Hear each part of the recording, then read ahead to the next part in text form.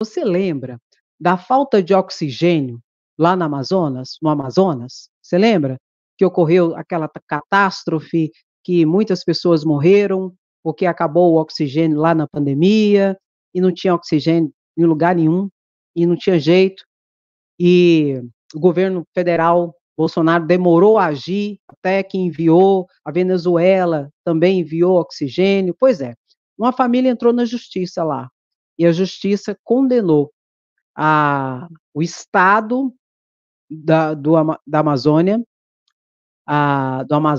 Amazônia não, Amazonas, o Estado do Amazonas, o município de Manaus, que é a capital, e a União. Condenou os três poderes, as três entidades federativas, a indenizar a família que perdeu um ente em decorrência da falta de oxigênio. Eles vão ter que indenizar a família em quase 1,5 milhão, 1,4 milhão Isso vai abrir um precedente para todas as outras famílias. Cabe recurso, André? Cabe. Mas é muito importante já essa decisão, que mostra que, de fato, de verdade, foi uma falha muito grande dos governos estadual, municipal e federal, viu? Em decorrência da pandemia e que não adotou as medidas necessárias. E nós sabemos que os estados negacionistas, que tinha governadores negacionistas, e os municípios que tinham prefeitos negacionistas, todos se sentiam legitimados a, de certa forma, serem omissos nas suas atividades, no sentido de evitar mortes em decorrência da pandemia. Mas eles se sentiam legitimados em não agir. Por quê? Porque Bolsonaro tinha essa postura. E Bolsonaro, na esfera federativa da União, maior, dava o exemplo, e um péssimo exemplo. Qual exemplo? Que não é exemplo. Foi negacionista, foi omisso, fez chacota com as famílias e com as pessoas, imitando, não só uma vez, por mais de uma vez, pessoas sem ar, e agiu de forma muito morosa, muito lenta na compra de vacinas. Inclusive, o pessoal da vacina tem isso na COVID, na CPI da Covid-19, uma das empresas que estava ali para vender as vacinas, disse que a enrolação de se comprar as vacinas foi porque estavam querendo propina, R$ 1 na compra de cada vacina. Isso está na mão de quem, Andréia? Do que você está falando?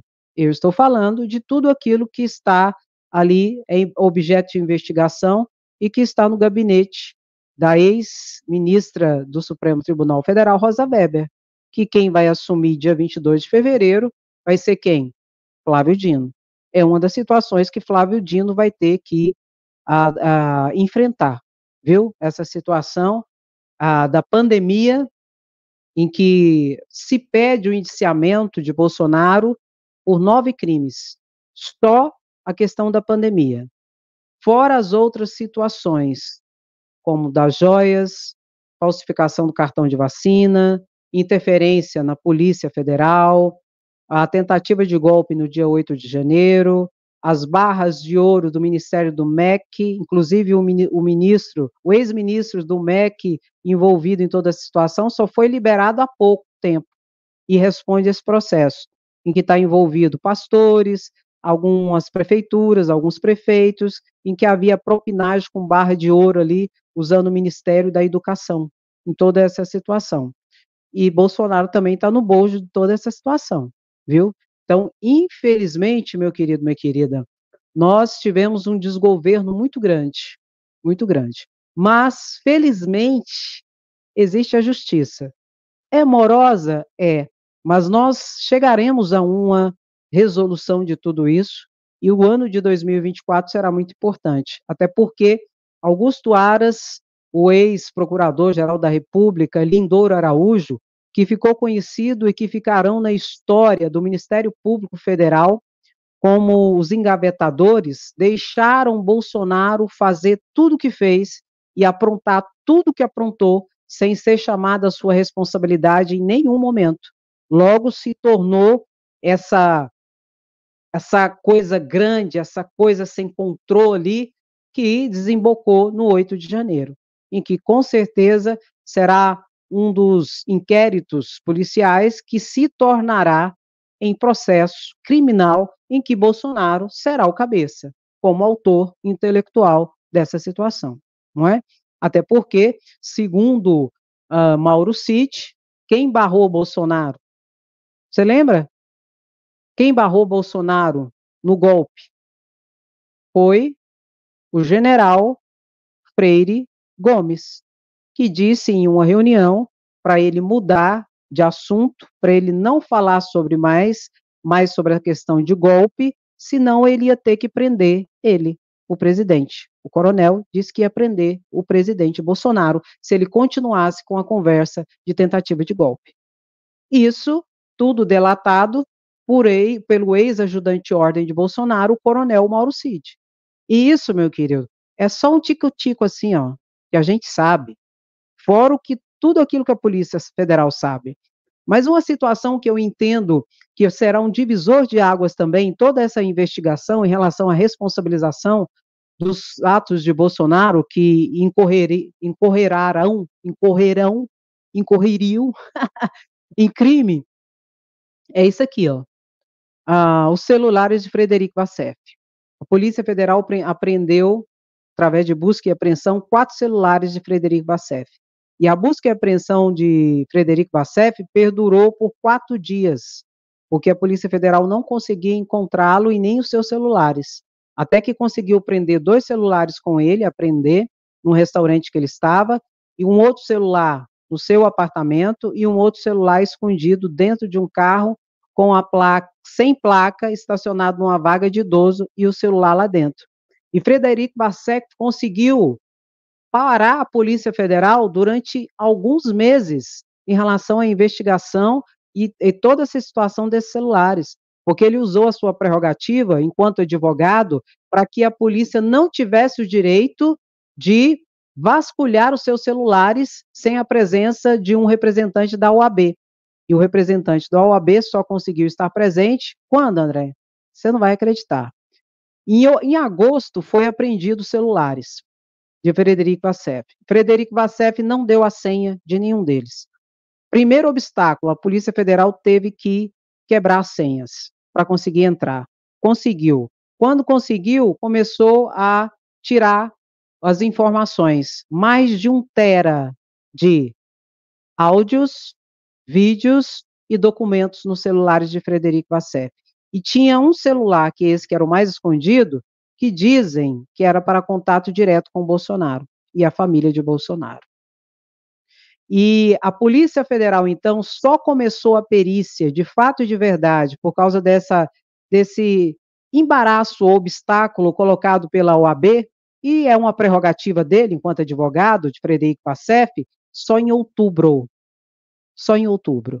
E eu acredito que está sendo concluído agora toda a perícia dos celulares de Frederico Vassef, que tinha mais de 1 tera de documentos, vídeos, áudios, etc e tal. Por isso que eu digo, meu querido, se tem alguém que está em pânico hoje, é Bolsonaro e quem deve e que agiu junto com ele. Por quê? Estamos em recesso judicial, recesso parlamentar, etc e tal. E tudo vai voltar no final de janeiro para início de fevereiro. E Paulo Gonet, que substituiu Augusto Aras, o passador de pano, que enfim o Ministério Público Federal ficou livre dele, não é?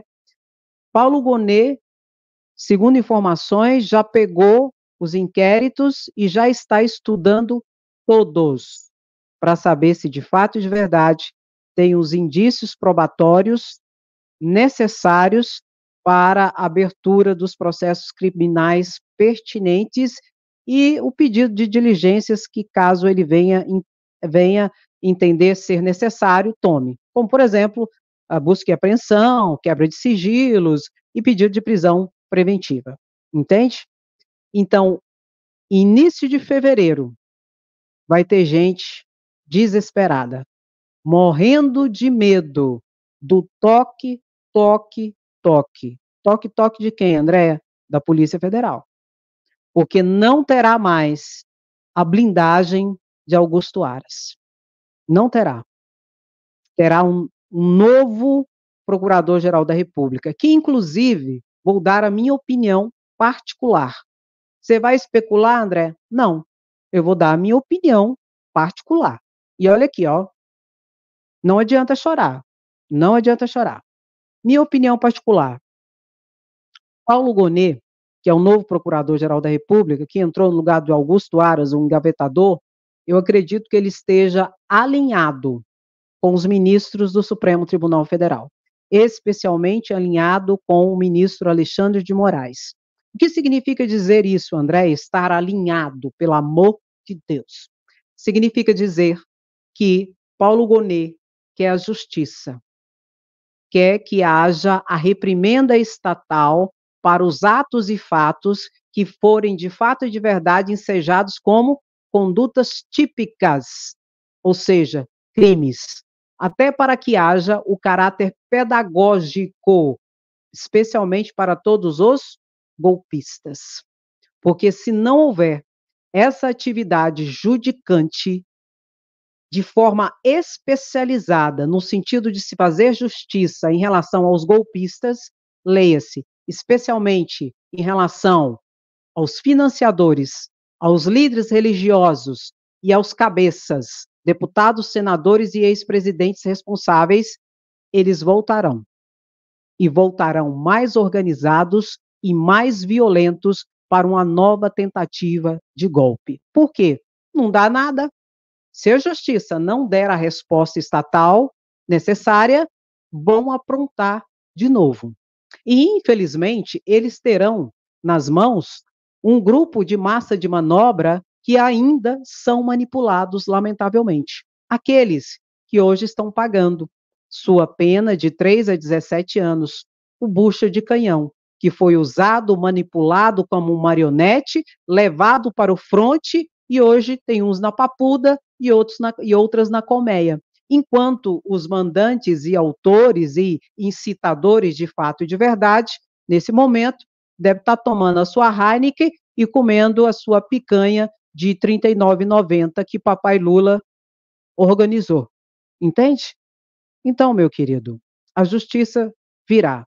E o cenário mudou. E, para além disso, eu não posso deixar de comentar. Flávio Dino. Flávio Dino é uma pessoa extremamente capacitada e altamente compromissada com a democracia e com a defesa do respeito à Constituição Federal. Já o era antes de ser ministro do Supremo Tribunal Federal. Enquanto ministro do Supremo Tribunal Federal, ele assume a postura de guardião da Constituição Federal. Logo, ele também vai contribuir e acredito que esteja alinhado com Alexandre de Moraes e Paulo Gonet junto nessa cena. Logo, a decisão já está tomada. Qual decisão, Andréia?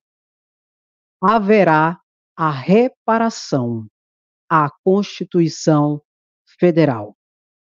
Nós tivemos um presidente da República golpista, que propagou o golpismo desde antes mesmo de ser eleito. E ele é o grande responsável, o maior responsável. E vai pagar por esse crime e pelos outros crimes. Tudo está andando e caminhando para esse fim. E nós sempre falamos aqui, não é? Não é vingança. Nós não precisamos de vingança. Vingança é coisa de bárbaro, não é? É coisa de gente não civilizada, não urbanizada, não é? Nós queremos reparação, que é o quê? A justiça. Na questão da pandemia, na questão do tudo jóia, na questão do cartão de vacina, na questão do ato do dia 8 de janeiro. Inclusive, o governo vai fazer um grande evento no dia 8 de janeiro. André? Agora, ratificando, confirmando que a democracia venceu. A democracia venceu e mais do que isso, a democracia hoje está mais forte e mais preparada para lidar com golpistas. Com certeza, entende? E muitas pessoas dentro desse ambiente de golpismo, vou falar de mim, eu percebi vários movimentos em que eu posso dizer para você, exemplo, de 100 golpistas, vamos colocar 100 golpistas, 90 são manipulados, são marionetes, são usados e manipulados. São aqueles, não é? Tocados.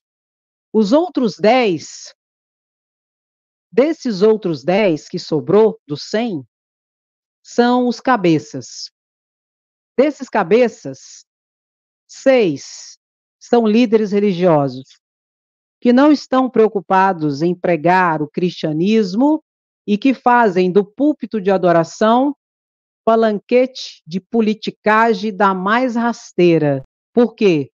Tem algum interesse político e de toma lá da cá. São os mercenários da fé. Os outros 4 dos 10 que sobrou são políticos. São. Desses 4, um é extremista. Os outros 3 são oportunistas, que vão aproveitar a onda, aproveitar, se eleger, se reeleger, e depois tira o seu da reta e volta à política normal. É aquele que os extremistas estão achando que estão usando, mas na verdade são eles que estão usando os extremistas que usam a galera dos 90. Você entendeu, meu querido? A maioria são oportunistas no meio da liderança. E a massa são aqueles manipulados, os usados e levados, grande parte por mercenários da fé. Em que o grupo dos 10 está ganhando alguma coisa, tem trocas ali. E os 90 estão sendo tocados. E ganha o quê, Andréia? Papuda e colmeia, como está acontecendo agora com aqueles que foram presos em decorrência do dia 8 de janeiro. Entende? E hoje existe todo um sistema de segurança, porque é, tem que ter, né, gente? Tem que ter, lógico, tem que ter. Só que tem um porém. Não vai ter besta que vai tentar nada por agora, pelo menos. Não é? E não tentarão mais se houver a reprimenda estatal que eu disse que tem que ter. Não é? É. Agora, tem gente aí, e eu vou falar, eu não vou mentir, eu não vou mentir, não vou esconder. Eu acredito que Tarcísio de Freitas vai ser candidato a presidente da República. E ele vai usar Bolsonaro. Só que Bolsonaro vai achar que vai usar ele. Mas é ele que vai usar Bolsonaro, como já usou.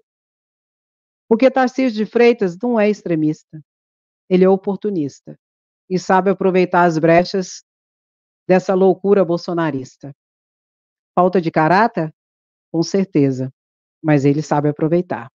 E ele vai usar Bolsonaro, e Bolsonaro vai achar que ele que vai estar usando Tarcísio, é Tarcísio que vai usar Bolsonaro. Porque Bolsonaro está inelegível e só em 2030 que ele vai poder voltar. E depois que tiver tudo acertado, tudo se encaixa e Bolsonaro vai ficando isolado a cada dia mais. Enquanto Bolsonaro tiver o capital político, ele será usado.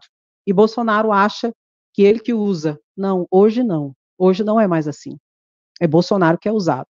Aí até em decorrência disso, eu acho que tem os preços por detrás, sabe? Das maracutaia. Você acha que Bolsonaro não vai vender o capital político dele agora em 2026? Vai. E ele vai apoiar de graça? Que dia que Bolsonaro apoiou alguém de graça? Hã? Ai, ai. Nem o pobre coitado lascado que tá lá na papuda lá, E na colmeia, Bolsonaro teve coragem de ir lá, moça. Pôs o povo lá e abandonou o povo. E tem povo ainda que apoia Bolsonaro. Ah, aí não tem jeito não. Aí é só chorando mesmo, porque aí não tem jeito não, viu? Mas, gente, deixa eu falar uma coisa pra vocês. Enquanto eles estão nessa loucura, o Brasil está avançando. E que bom, porque Lula tem que dar essa resposta à sociedade para acabar de vez com o bolsonarismo. E os três representantes maiores da extrema-direita hoje, na América do Sul e um pouquinho da América do Norte, um tantão, Donald Trump vai para a cadeia, Bolsonaro vai para a cadeia e Milei vai sair do cargo de presidente. Milei não dura um ano. E se brincar, a depender do que ele fizer na presidência, vai para o xilindró também. E por quê, Andréia? Porque a democracia não leva desaforo e a democracia não tolera ditadores vinhos patéticos e ridículos como os três. Entendeu? É simples assim. E nós vamos ver juntos. E eu vou estar aqui para mostrar, para falar, para comentar. E você, que é resistência junto comigo, curte e compartilha. Não é? Só para encerrar aqui, vamos ver de novo? Porque tem gente que chegou agora. Então vamos ver de novo aqui, ó, para encerrar. Vamos ver junto. Vai lá. Cortou Bora. 60% da farmácia popular, cortou 95% da habitação, cortou 45% do tratamento de câncer. A quarta maior inflação do mundo, salário mínimo sem reajuste real em 4 anos, deu o menor reajuste do salário, R$ 6 em 2020, colocou o Brasil no mapa da fome. Corrupção, caso de barras de ouro do MEC, 51 imóveis compro com dinheiro vivo. Corrupção na compra de Viagras pelas Forças Armadas, facilitou a compra de armas pelo tráfico, 100 anos de sigilo, facilitou o desmatamento na Amazônia, sucateou o IBAMA e debochou de vítimas da Covid-19. O que mais? Vai ter, só que vai ser na papuda, porque não volta para a política mais não. Vai trabalhar como cabo eleitoral, enquanto tem capital político. Mas no poder, meu querido, Deus nos deu o livramento e não volta não. 2030 já vai estar no xilindró. E a pessoa, quando é condenada e é presa, é considerada inelegível e perde os seus direitos políticos também, viu? Aí o gado morre, né? Aí não. Aí eles ficam com raiva de mim. Mas a gente não vai mentir, ué. A gente não vai mentir. É verdade. Se a pessoa é presa, ela perde tem os direitos políticos suspensos. E a inelegibilidade é uma consequência. Entendeu? Então, vamos aguardar as cenas do próximo capítulo, que tudo já está decidido. E a decisão maior é: a justiça será feita. 2024 é o ano da colheita. Você querendo ou não, gostando ou não, Bolsonaro vai para a cadeia. Isso é justiça. Meu querido, curte a live, compartilha para que o YouTube possa indicar para mais pessoas, tá bom? Nós somos o quê? Resistência. O que eu comentaria? Eu colocaria assim, ó, deixa eu pensar. Eu falei tanta coisa, eu nem sei o que eu falaria. É, é, mas você sabe. Depois que eu falei tudo, agora é você que vai falar, né? Eu, mas não, você que falei. Dê seu comentário, que ele é importante. Eu não abro mão do seu comentário, tá bom?